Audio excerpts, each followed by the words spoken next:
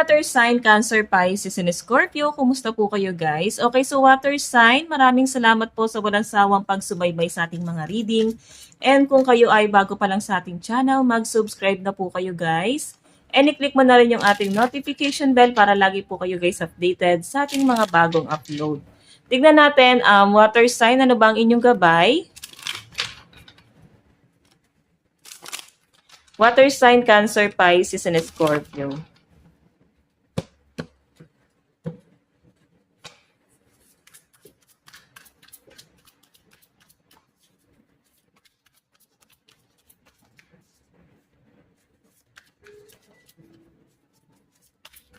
Water sign. So guys, meron tayong the lovers. Wow, romance, partnership, duality, and union. Duality. So I think matibay ang relationship mo ngayon sa person mo. Kumbaga nagiging solid ulit, no? Tignan natin guys, bakit lumalabas ang the lovers? Baka may iba pang ibig sabihin yan. Meron tayong Ace of Wands. Kuha pa tayo guys.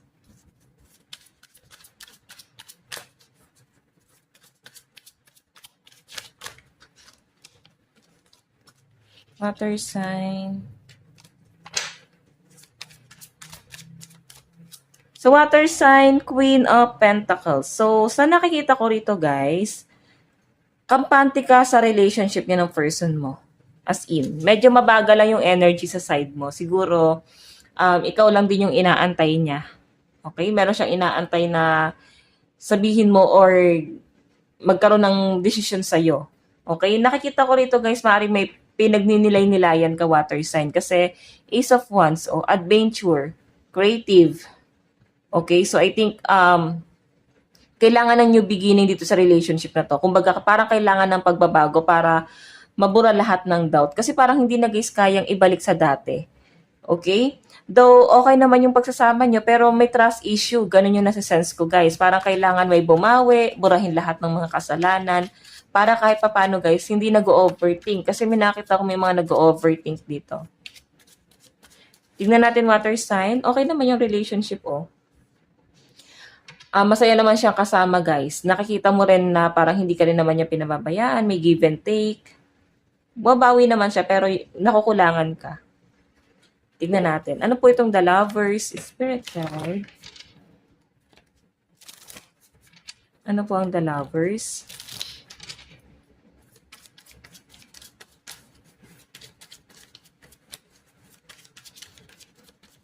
So guys, meron tayong Nine of Swords. Diba? May mga disappointment kayong nararamdaman pagdating sa relationship niya ng person mo.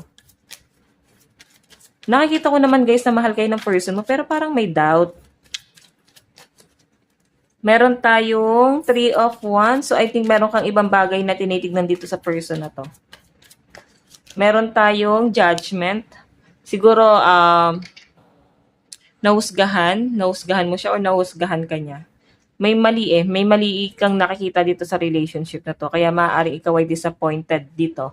Or pwedeng siya. Three of Wands, nakikita ko na parang kulang sa partnership to guys. Though nararamdaman mo naman na parang bumabawi. Pero parang may kulang pa rin talaga. Okay? So, yung lumalabas ito guys sa the lovers mo ngayon. May disappointment kang nararamdaman sa relationship nyo. Nakikita ko naman guys, okay naman mahal ka naman ng person mo, pero parang yun nga, siguro may mga pagdududa kang nararamdaman dito.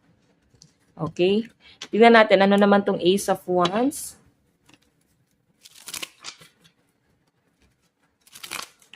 Ano po tong Ace of Wands?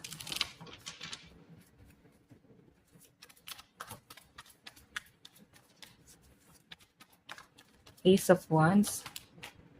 Meron tayong Four of Wands. Meron tayong Six of Swords. Meron tayong Ace of Pentacles. Okay. May nakikita akong possible na celebration na magaganap dito, water sign, no? I think birthday, kasama yung mga friends or pwedeng outing, gatherings, event. Ayan, may travel or maaaring ikaw ay may lalakarin ngayong araw, guys. Something na celebration. So, siguro may imbitahan ka sa isang birthday ngayon. Okay? Ayan. Siguro hindi ka masyadong papayagan kaya parang pwede makakapagsinungaling ka para makapunta ka doon sa celebration na to.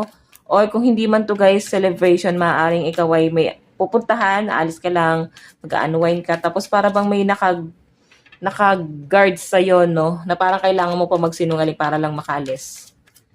Okay, so tingnan natin guys, ano naman tong Queen of Pentacles? Ano po yung Queen of Pentacles? Spirit Guide. So guys, meron tayong Justice. Meron tayong King of Pentacles. Meron tayong The Lovers. Okay. So guys, sa pinapakita sa akin dito, gusto mo ng hustisya sa relationship yun ng person mo. Meron kang gustong malaman dito. Pwedeng may accusation, ano mo yun? Pwedeng parang may konfrontasyon na magaganap din ngayon. Nine of Wands, ayan, walang gustong umamin. Kasi parang ang daming binabato sa kanya, oh. Parang sabihin mo na, umamin ka na, anong totoo, ganito, ganyan. Yun lang guys, maaaring walang nangyayari. Kasi mabagal yung energy nito. King of Pentacles. So I think, naguguluhan yung person mo. Kung kukomprontahin mo siya, wala siya guys, masasagot sa'yo. Naguguluhan ka na rin pagdating dito sa connection yung dalawa. Tingnan natin guys. Love life.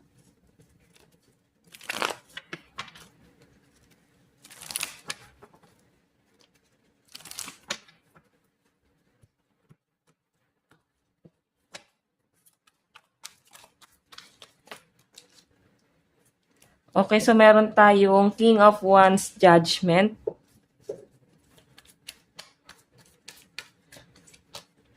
Meron tayong Queen of Swords. Nag-iisip ka ngayon pagdating sa relationship nyo guys. Napapaisip ka ng malalim dito. Time team. May mga decision ka daw na gagawin ngayon pagdating sa relationship nyo. So I think ikaw ang magpaplano rito. Okay? Nakikita ko kasi guys, masyadong logical tong person mo. So I think mas mahihirapan ka, no? Parang nakikita ko na parang nililigaw niya.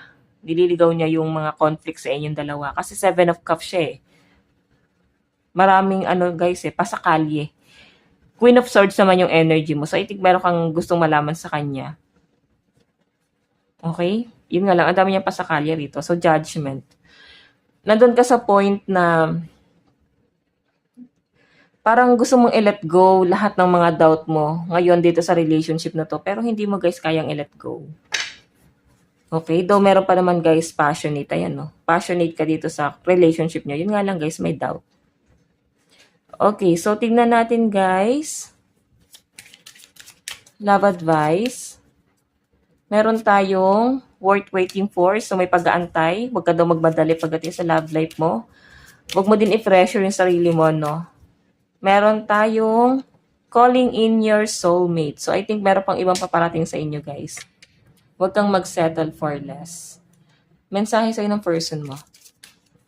Meron tayong I lost myself for a little while. So parang nawawala siya ngayon guys sa sa focus niya. Hindi siya makapag-focus sa mga ginagawa niya. Advice. So guys, meron tayong authenticity, individual, unique self-love. Siguro guys, kailangan mo muna mapag-isa rito. Mag-self-love ka daw muna. Okay, mahalin mo muna yung sarili mo. So guys, ang lucky number mo is 35 and 42. Ito lang naman ang inyong reading hanggang sa muli. God bless and love you all. Thank you.